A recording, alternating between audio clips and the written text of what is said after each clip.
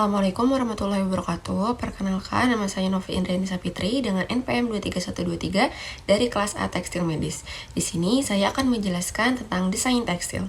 Desain tekstil merupakan proses tekstil dalam bidang yang berfokus dalam proses perancangan pola, motif, dan struktur kain dengan tujuan estetika maupun fungsional. Desain ini tidak hanya menonjolkan keindahan visual, akan tetapi juga memperhatikan kenyamanan, daya tahan, serta karakteristik bahan yang digunakan. Dalam proses perancangannya, seorang desainer tekstil perlu mempertimbangkan berbagai aspek, seperti pemilihan warna, tekstur, jenis serat, dan teknik pembuatan, misalnya untuk penenunan, pencetakan, ataupun pewarnaan. Setiap keputusan tersebut akan mempengaruhi hasil akhir dari kain yang dihasilkan. Perkembangan teknologi juga memiliki peran penting dalam desain tekstil modern. Saat ini, banyak desainer memanfaatkan perangkat lunak digital untuk menciptakan motif yang lebih kompleks dan inovatif. Secara keseluruhan, desain tekstil merupakan perpaduan antara seni, kreativitas, dan ilmu pengetahuan yang berkontribusi besar terhadap dunia fashion, interior, serta industri tekstil secara luas. Perkenalkan, nama saya Alfira Nurwan dari Bonita dengan NPM 10060323170. Selanjutnya saya akan menjelaskan mengenai pengertian konstruksi kain. Konstruksi kain adalah pola atau cara bagaimana benang, lungsi atau wrap, dan benang pakan atau weft saling terkait dalam proses tenun atau rajut. Konstruksi mencakup unsur seperti jenis anyaman atau rajutan, nomor benang, kerapatan, lusi, dan pakan, serta lebar kain. Konstruksi sangat mempengaruhi karakteristik kain seperti tekstur, kekuatan, kejatuhan, berat, kenyamanan, tampilan visual. Ada metode dasar konstruksi bahan tekstil. Tenunan atau woven, kain yang dibuat dari penyilangan dua kelompok benang-benang lungsi dari benang pakan. Rajutan atau knit, kain yang dibuat dengan membentuk lingkaran-lingkaran benang dari satu benang utama atau lebih. Dan yang terakhir ada non-woven, kain yang tidak melalui proses tenun atau rajut secara tradisional, melainkan pembentukan serat secara langsung seperti bonding atau fusing. Dan yang terakhir ada jenis anyaman atau woven umum. Jenis anyaman yaitu jenis kain tenun yang dikenal beberapa pola anyaman dasar yang umum digunakannya. Yang pertama ada plain wave, yaitu pola satu persatu antara satu benang lungsi di atas satu benang pakan dan seterusnya. Yang kedua ada twill wave, yaitu contohnya seperti pola 2/2, 3/1 atau 3/2 membentuk garis diagonal terlihat pada permukaan kain. Dan yang terakhir ada satin wave, yaitu pola 4/1 atau lebih menghasilkan permukaan yang lebih halus dan kilap karena sebagian besar benang lungsi atau benang pakan mendominasi permukaan. Perkenalkan, nama saya Nisa Bintang Hafiz Derajat dengan NPM 160323099. Di sini saya akan melanjutkan penjelasan mengenai konstruksi kain. Ada beberapa parameter penting yang menentukan konstruksi kain, yaitu yang pertama ada nomor benang atau yarn count.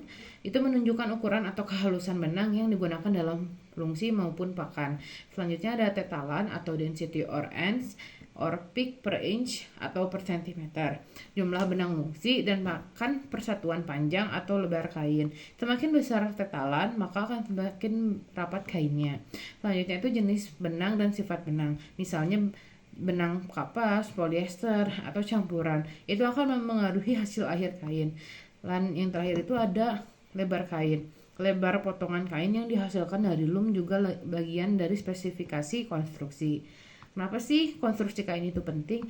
Itu karena itu untuk menentukan karakteristik kain seperti kekuatan, berat, elastisitas, daya tahan, dan tekstur permukaan. Selain itu juga untuk menentukan tampilan visual dan estetika kain. Misalnya garis, diagonal pada twill, kilap pada satin. Nah, pentingnya dalam pemilihan kain itu berfungsi untuk bahan pakaian, busana formal, keperluan industri, dan sebagainya.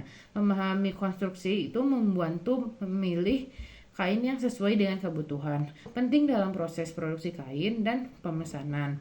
Nah, spesifikasi konstruksi harus jelas agar kain yang dibuat sesuai dengan keinginan. Nah, contoh spesifikasi yang sering muncul ketika memesan kain itu adalah woven twill 2/1 CD 16X CD 12/108 dikali 5658 pitch finish. Artinya kain tenun woven pola kepar 2/1, nomor benang lusin 16, nomor benang pakan 12, tetalan lusin 108 helai per inch, tetalan pakan 56 helai per inch, lebar kain 58 inch. Saya Aisyah Hibiruma, NPM 23143 akan menjelaskan mengenai tetal benang. Tetal benang adalah jumlah helai benang lusi atau benang pakan dalam suatu panjang tertentu dari kain yang menunjukkan tingkat kerapatan benang pada kain tersebut. Tetal benang lusi dihitung berdasarkan jumlah benang lusi setiap panjang ukuran tertentu yang diukur ke arah lebar kain, sedangkan tetal benang pakan dihitung berdasarkan jumlah benang pakan setiap lebar ukuran tertentu yang diukur ke arah panjang benang. Pada rajut kain, tetal benang dinyatakan dengan banyaknya jajaran atau well dan jumlah jeratan atau course per inci atau per sentimeter. Nah, penentuan tetal benang dapat dilakukan menggunakan alat-alat seperti kaca pembesar 1 inci, kaca penghitung yang bergeser, atau dengan cara mengurai benang. Nah, nilai tetal benang per incinya itu diperoleh dari rata-rata hasil pengukuran pada beberapa bagian kain. Dan biasanya digunakan 5 tempat untuk memastikan hasil yang akurat. Semakin besar nilai tetal benang, maka semakin rapat dan padat struktur kain yang akan dihasilkan. Saya Syagita Triksi Mufida dengan NPM 23180. Selanjutnya saya akan menjelaskan mengenai lebar kain dan berat kain. Lebar kain adalah lebar dalam persatuan panjang dalam bentuk inci, meter, atau yard yang dijadikan acuan dalam menentukan lebar mesin yang akan digunakan.